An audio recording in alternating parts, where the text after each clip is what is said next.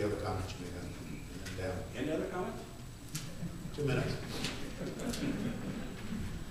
gotta find it closer. I was ready for a lot of subjects, Fred. Didn't know what you. Time flies when you're having fun. Huh? No, you don't know my first part. You don't want to hear about. I'm sorry about that, but I do that.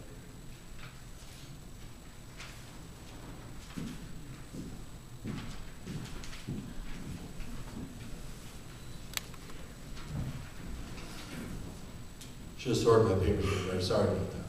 In closing, I would like to thank the group so I could speak here in this forum this evening. I need to share with you that my opposition actually shot the first bow across the boat.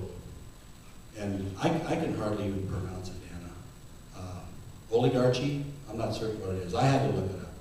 And it says a government in which a small group exercises control, especially for corrupt and selfish purposes. Dana, I'm offended with that comment. You've got it on your website, and you've mentioned it many times. And if you truly believe this, you need to look up something, and it's called snollygoster, because I think this describes what type of government that we're going to have if you're the mayor of the city of Spearfish.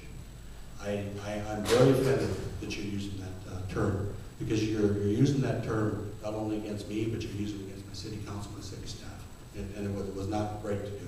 I have been in these forums for many years. I've never, ever had a situation like this, and I'm very disturbed with it. I have appreciated being a public servant as your mayor.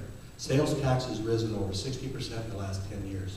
I will commit, as in the past, that I will do the best job possible and represent the city of Spearfish with respect.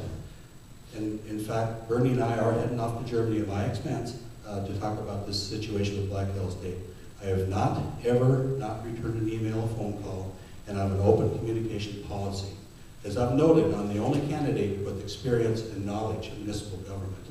And the last time I heard the phrase, hope and change, I was unemployed about 12 months later with 350 of my co-workers. Unknown change just doesn't go with me. It scares me. Please vote to re-elect Jerry Cranbach on April 9th. I will do a great job for you for another 3 years. Thank you.